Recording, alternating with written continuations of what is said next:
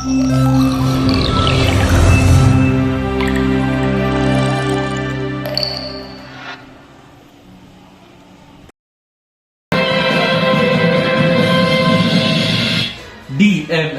Kabataan Ngayon, Boses ng Kinabukasan. Narito na ang inyong paboritong himig sa Radyong Kabataan. DMLA 99.9 sa palapihitan ng inyong mga radyo. Mga balitang sa inyo'y hihimayin, sisiyasatin, at sa inyo'y ihahain. ito ang Radyo Kabataan. Biyernes, unang araw ng Disyembre, taong kasalukuyan. Ako po si Erin Montesilio, At ako naman po, si Kristen Aton. sa ulo ng mga nagbabagong balita sa loob-labas ng bansa. Ano katao, patay sa snowstorm sa Ukraine. 5 taong gulang na kambal, patay matapos malunod sa swimming pool.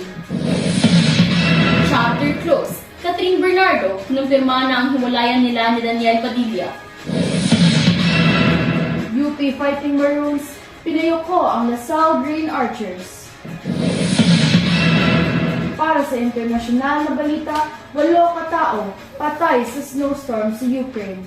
Para sa karagdagang impormasyon, narito si Uriel Malingin. Humumpas ang snowstorm sa gitna at titimugang Ukraine na kinamatay ng 5 individual sa Ukraine at 3 sa Moldova.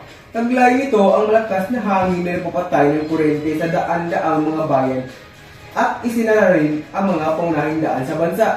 Sugatan naman ang 19 na tao sa Ukraine habang 10 naman sa Moldova. Batay sa snow and weather forecast sa Ukraine, may paparating pang mas malalang panahon sa kanilang bansa. Ako si Oriel Malingin, Radyo Kabataan. Para sa lokal na balita, 5 taong gulang na kambal, patay matapos malunod sa swimming pool. Para sa karagdagang impormasyon, narito si Jaya Lana. Nasawi ang 5 taong gulang na kambal matapos silang malunod sa swimming pool sa isang subdivision sa Barangay Gabi sa isang bayan sa Cordova, Cebu. Alas 3 ng hapon ng linggo, Nobyembre 26.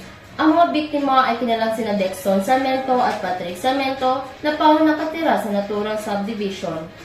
Ayon kay Police Major Michael Hinguyon, agad silang pumunta sa lugar matapos makatanggap ng ulat ukol sa pagkalunod. Nakita nila na isinakay na ang mga biktima sa ambulansya ng rescuer at dinala sa ospital sa Barangay Agos sa Pulapu City. Ngunit ilang oras pagkatapos, inideklara ng doktor na patay na ang mga biktima. Sa investigasyon, natuklasan ng pulisya na naglalaro ang mga bata ng bola malapit sa pool. Tila tumilapon ang bola sa pool at nang kunin ito sa isa sa kambal, sumunod ang kapatid nito at nadulas sa pool. Sinubukan ng isa sa kanila na iligtas ang kapatid, ngunit pareho silang nalunod. Ako si Gia Lanat, Radyo Kabataan. Magbabalik ang Radyo Kabataan.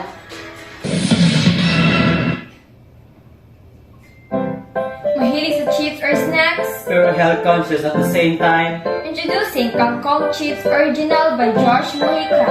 The first and original Canton chips in the Philippines. Kangkong chips na Diyos Mojica, tumikit sa pagkagat, ang lutong masarap. Kangkong chips na Diyos Mojica, sa pagkagat magpapalasap, nagbabalik-balikan. At muling nagbabalik ang Radyo Kabataan. Para sa showbiz na balita, chapter close. Catherine Bernardo, kinumpirma na ang hiwalayan nila ni Daniel Padilla. Para sa karagdagang impormasyon, narito si Cherry Layo. Kinumpirma ng aktres na si Catherine Bernardo ang pagkipaghiwalay sa aktor na dating nobyo na si Daniel Padilla matapos ang 11 taon nilang relasyon. Ilang araw nag-usap-usapan ng ang naturang balita matapos lumabas ang ugong-ugong na hiwalayan ng sikat na long-time celebrity couple. Chapter close. I hope this finally help us move forward. Wika ni Catherine sa kanyang Instagram post ngayong Webes. Dagdag niya pa, I'm not being entertaining Christian driving this anymore. Thank you for understanding. Sa kabila ng lahat, pinasalamatan pa rin niya si Gigi sa 11 masayang taon. Ako si Cherry Layo, Radyo Kabataan. sports na balita. UP Fighting Maroons, hinayoko ang Lasal Green Archers. Para sa karagdagang impormasyon, narito si Troy Milagrosa. Pinayuko ng UP Fighting Maroons ang Lasal Green Archer. Matapos ang mabagsik na unang quarter, mabilis na nakontrol ng Fighting Maroons ang Green Archer sa score na 97-67 sa Game 1 ng UAAP Season 86 Finals. Nangunguna si Harold Alarcon sa UP na may 21 points habang si Francis Lopez ay may 15 points at 11 boards. Ayon kay Lopez, ang misyon ng Fighting Maroons ay makakuha ng 2 panalo. Isa na lamang daw ay makakamit na nangpupunan ang kanilang minimiti. Susubukan ng UP ang ikalawa nilang kampyonato sa Game 2 ngayong linggo, December 3. Yun lamang sa Balitang Palaro. Ako si Troy Milagrosa, Radio Kabataan.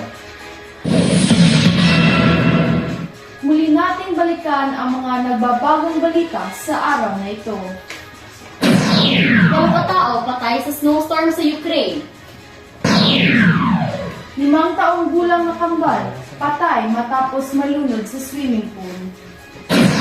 Chapter close. Catherine Bernardo, kinumpirma na ang hiwalayan nila ni Daniel Padilla. UP Fighting Maroons, pinayoko ang Lasal Green Archers. At yan ang ilang minutong balitaktakan sa araw na ito. 20 araw na lang Pasko na. Konting araw na lang. Magpapasko na, tiyak na nasasabik na ang lahat sa nalalapit na bakasyon. Muli, ako si Erin Modesilio, balitang ating kailangan, ihahatid ng lingkod ng sambayanan. At ako naman si Kristen Aton. Lingkod niyong totoo, laging patas kanino. At ito ang Radyo Kabataan.